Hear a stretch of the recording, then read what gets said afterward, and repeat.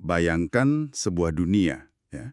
Dunia di mana seorang dewa yang absolut. Sosok yang benar-benar ditakutin semua orang kan? Benar. Sosok yang sekedar mikirin keberadaannya aja bisa bikin orang gemetar. Yang bisa ngehapus satu pulau dari peta cuma dengan jentikan jari. Nah, bayangkan dewa ini tiba-tiba ngeluarin jurus pamungkasnya. Pastinya dia mengharapkan keputusasaan dong dari musuhnya. Pasti, dia mengharapkan ketakutan, para pemberontak tunduk di bawah kakinya. Tapi apa yang terjadi? Serangannya tuh diabaikan begitu aja, ditertawakan, dan gilanya lagi, dia malah ditinju balik sampai tembus. Kacau banget sih itu. Anda yang dengerin sesi deep dive kita hari ini pasti tahu persis arah obrolan kita kemana. Ya, bab 1178 baru aja membongkar habis kayak menguliti mitos soal kekuatan absolut di semesta ini. Dan kita bakal membedah setiap detailnya sekarang juga. Dan ini tuh bukan sekedar babak pertarungan biasa ya. Momen ini bener-bener mendefinisikan ulang batas antara mitos dan kenyataan. Sesuatu yang udah dibangun selama puluhan tahun dalam cerita ini. Setuju? Bongkahan informasi dari spoiler lengkap bab yang berjudul Bangun dari Mimpi Buruk ini lumayan gila. Ada 15 halaman penuh anomali. Tapi sebelum otak kita mendidih sama teori-teori berat, Kita ambil napas dulu ya. nah iya, kita pemanasan sebentar. Ada detail trivia lucu dari cover request chapter ini. Di sana diperlihatkan jubahnya karakter Kit yang lagi diseruduk sama banteng raksasa. Klasik Aichiro Oda banget itu. Banget. Sangat komedik. Dia nyelipin lelucon visual sebelum melempar kita ke dalam kekacauan yang absolut. Tapi itu kontras yang sangat disengaja sih menurut saya. Karena misi kita dalam eksplorasi materi kali ini bukan sekadar ngebahas adegan Luffy ninju wajah Imu. Walaupun itu seru banget ya. Jelas seru. Tapi kalau kita hubungkan panel-panel ini ke gambaran besar, kita tuh sebenarnya lagi melihat runtuhnya sebuah hierarki. Kita bakal membedah secara logis kenapa kekuatan Imu yang katanya absolut itu bisa berujung pada kegagalan memalukan. Benar. Dan yang lebih mengganggu pikiran, ada satu penemuan spesifik di bab ini yang mengaburkan batas antara sihir kuno dan teknologi futuristik.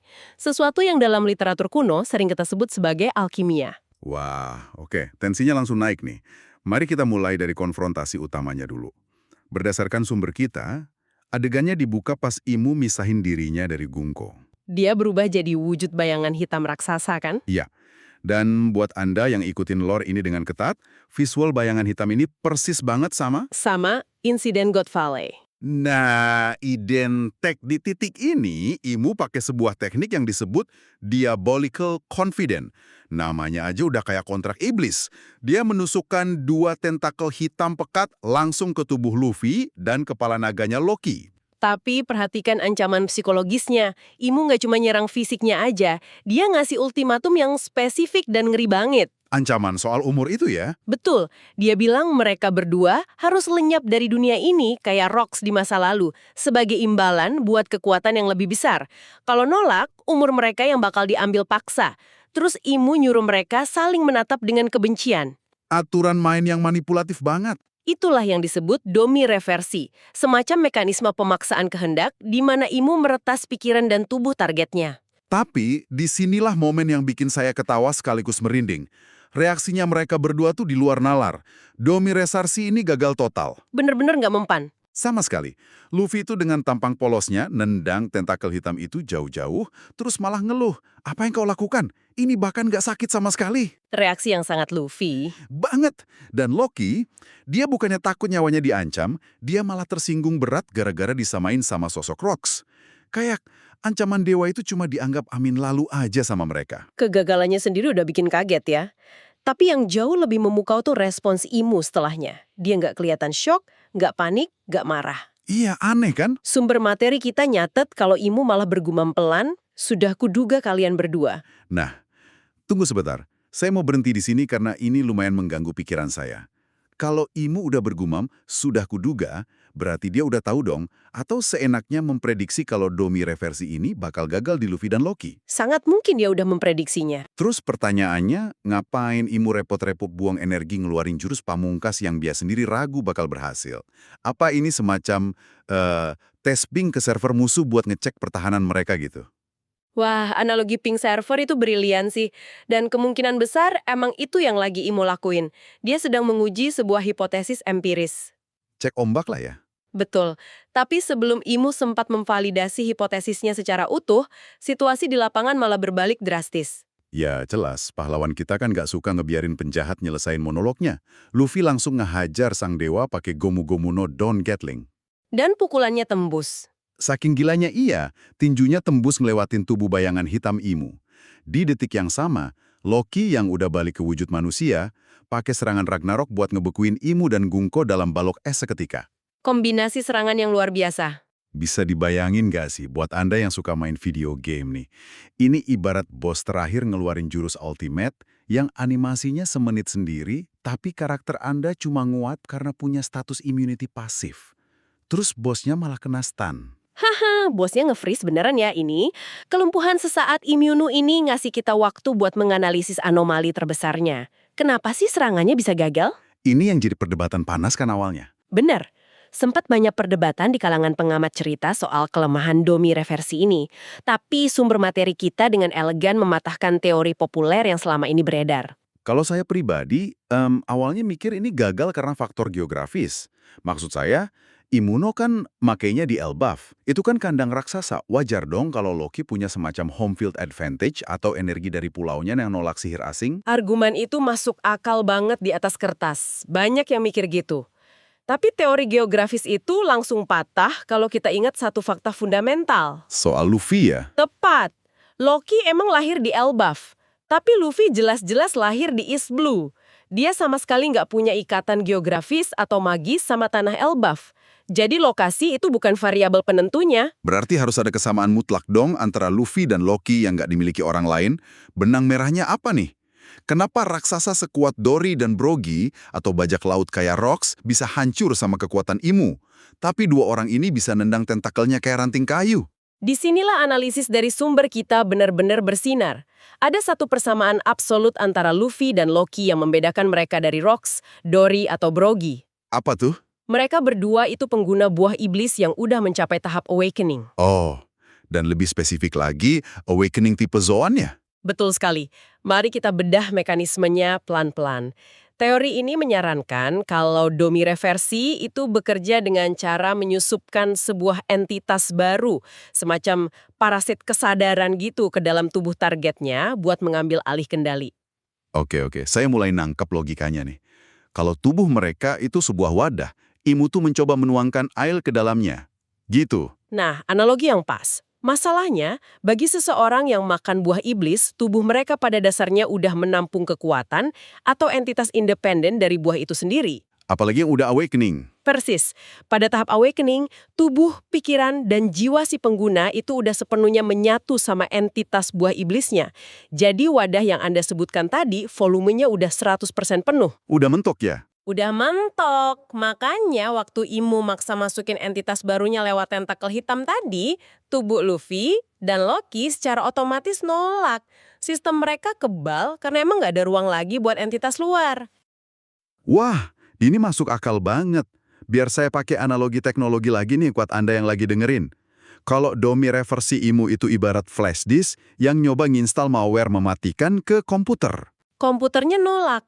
Iya, karena hard drive milik Luffy dan Loki ini kapasitasnya udah merah, udah 100% penuh, gara-gara baru aja nginstal sistem operasi super berat dari buah Iblis Awakening. Komputernya nolak mentah-mentah. Maaf, penyimpanan penuh, proses dibatalkan, makanya nggak kerasa sakit. Analogi malware Anda itu ngebawa kita pada deduksi yang jauh lebih dalam sebenarnya. Dan kayaknya Oda tuh tahu persis pembaca yang jeli bakal mikir ke arah sana. Gimana maksudnya? Sumber kita nyatet ada satu potongan lore yang dengan sengaja disembunyikan pas momen kacau tadi. Ingat gumaman Imu yang terpotong? Iya, yang dia bilang, sudah kuduga, itu. Iya. Analisis menyimpulkan kalau Imu itu sebenarnya hampir ngebocorin rahasia besar. Dia hampir bilang kalau Luffy dan Loki tuh bukanlah yang asli. Tunggu. Bukanlah yang asli. Berarti Luffy dan Loki saat ini cuma sekedar pewaris. Mereka bukan perwujudan asli dari Dewa Nika dan Nidhogg di masa lalu? Eksplorasi logisnya mengarah ke sana. Di masa lalu, pas era Void Century, entitas Nika dan Nidhogg asli kemungkinan besar eksis dan melawan Imu tanpa pakai medium buah iblis. Karena buah iblisnya mungkin belum ada ya? Bisa jadi, tapi sayang banget karena Luffy dan Loki keburu nyerang pakai Ragnar, informasi emas ini sukses disumbat paksa. Oda pakai aksi fisik buat mengamputasi eksposisi sejarah. Strategi klasik itu. Pas musuh utama lagi siap-siap buka presentasi PowerPoint soal sejarah dunia, pahlawan kita malah milih ninju wajahnya aja. Nggak ngasih waktu buat monolog. Bener. Tapi jujur, analogi hardware dan malware tadi bikin saya mikir lebih jauh nih. Kalau tubuh Luffy dan Loki bertindak kayak sistem pertahanan yang nolak sihir Imu, ini kan memunculkan pertanyaan baru. Pertanyaan soal fondasi fisik dari kekuatannya. Iya, apakah kekuatan gaib di dunia ini sebenarnya punya fondasi fisik? Karena ada satu detail mengerikan soal karakter Sommer yang sukses bikin saya merinding sih. Momen reintegrasi tubuh Sommer ya. Pemikiran Anda sangat selaras sama temuan sumber kita. Itu gila sih. Disinilah kita nemuin kengerian yang sesungguhnya. Pas debu pertempuran mulai turun setelah serangan Don Gatling, ada satu panel yang fokus ke Sommer. Waktu potongan tubuhnya mulai menyatu lagi, terungkap jelas secara visual kalau Sommer punya jantung mekanis di dadanya. Jantung mekanis, Anda dengar itu? Di titik ini tuh segalanya berubah drastis loh. Benar-benar meruntuhkan persepsi. Ya kan? Kita selalu dicekoki pemahaman kalau kekuatan Imu, kehebatan Holy Knights, itu murni ranah gaib, mitologi, sihir dewa. Tapi jantung mekanis, ini kan hardware, ini mesin, ini sains. Implikasinya tuh ngari, apakah para Holy Knights yang jadi pedang terkuat Imu selama berabad-abad ini sebenarnya bukan manusia murni? Semacam cyborg gitu. Bisa jadi semacam homunculus atau cyborg. Penemuan jantung mekanis ini maksa kita narik benang merah ke plot Void Century dan kerajaan kuno. Oh, yang sering diomongin Vegapunk itu. Tepat. Vegapunk kan ilmuwan paling jenius sekarang. Tapi dia aja ngaku kalau kerajaan kuno di masa lalu punya peradaban teknologi super maju yang otak Vegapunk sendiri susah buat nirunya. Jadi paradoks ya, teknologi 800 tahun yang lalu tuh justru jauh melampaui masa depan yang ada sekarang. Betul sekali. Dan penemuan komponen mesin di anatomi prajurit Imu melahirkan sebuah kesimpulan teori dari materi kita. Kekuatan absolut Imu bukanlah sekedar sihir murni. Tapi alkimia? Persis. Apa yang dunia sebut keajaiban dewa sebenarnya adalah alkimia. Sains lampau yang saking majunya nggak bisa dibedain sama sihir, lalu digabungin sama kekuatan magis sungguhan. Masuk akal banget. Ini penjelasan paling logis kenapa kekuatan Imu terasa absolut, tapi anehnya selalu punya batasan atau aturan main kayak Domi reversi tadi. Karena itu bukan kutukan acak dari langit. Benar. Itu sebuah program. Itu eksekusi perintah yang gagal karena ada error pada sistem penerimanya. Gila, ini benar-benar membalikan ekspektasi kita soal siapa dalang yang ngontrol dunia ini. Sebuah twist yang epic. Bayangin aja, dewa yang ditakuti seluruh dunia, ternyata seorang ilmuwan alkimia dengan pasukan robot atau cyborg berbaju zirah kuno. Pantas Vegapunk terobsesi banget sama energi masa lalu. Fakta jantung mekanis ini aja udah mengguncang fondasi keyakinan kita. Dan sementara rahasia teknologi kuno Imu mulai terkuak dan sistemnya error di Elbaf, ada ironi makro yang lagi terjadi juga nih. Oh, yang di markasnya Imu itu ya? Iya, markas besar Imu yang jadi pusat keilahian itu malah lagi runtuh secara harafiah di belahan dunia lain. Nah, kontras naratif di bagian ini juara banget sih. Coba kita lihat Elbaf dulu sebagai perbandingan. Setelah ketegangan tingkat dewa tadi, manga ini ngasih kita semacam comedic relief. Soal Chopper kan?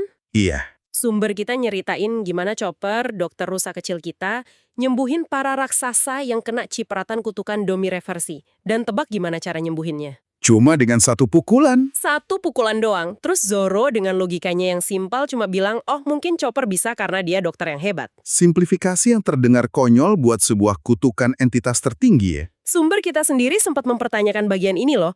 Kenapa spoiler mendeskripsikan momen ini singkat banget? Apa grup Zoro sebenarnya sempat kewalahan gitu secara off-screen? Nah itu pertanyaannya, tapi kalau kita pakai kacamata alkimia yang baru kita bahas? Tunggu. Kalau pakai kacamata alkimia, bukankah ini malah jadi sangat masuk akal? Gimana tuh? Kalau kutukan Imu bisa disembuhkan secara medis sama seorang dokter, walau pakai metode pukulan akupunktur ala Chopper, ini kan bukti valid kalau kutukan Imu tuh sebenarnya senjata biologis. Semacam virus alkimia ya? Iya. Virus atau racun yang secara logis bisa dilawan pakai antibodi atau intervensi medis.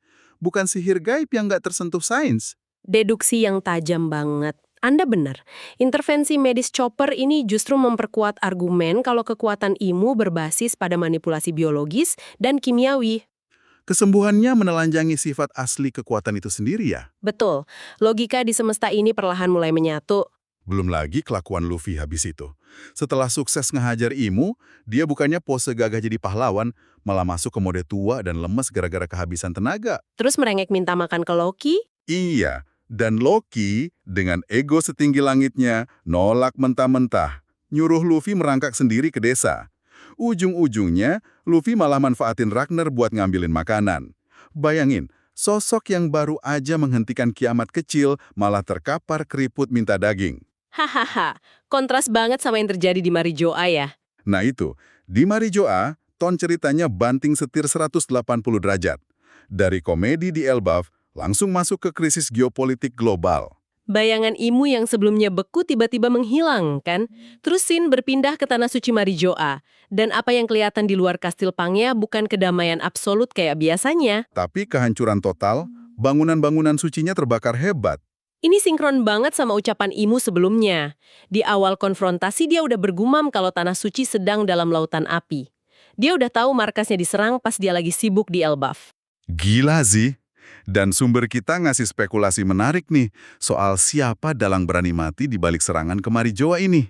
Siapa aja kandidat rasionalnya menurut sumber? Pertama, bajak laut Kurohige. Marshal Titich kan oportunis sejati ya. Nyerang pas pertahanan lemah, itu emang gayanya banget. Masuk akal buat nyuri senjata kuno. Kandidat kedua? Pasukan revolusioner di bawah komando Sabo. Ini kelanjutan logis dari deklarasi perang mereka. Ngebakar simbol kekuasaan Imu tuh kemenangan moral yang masif. Sabo emang punya motif yang jelas dan apinya bisa ngebakar satu kota. Ada kandidat lain? Ada spekulasi liar soal kembalinya God Enel.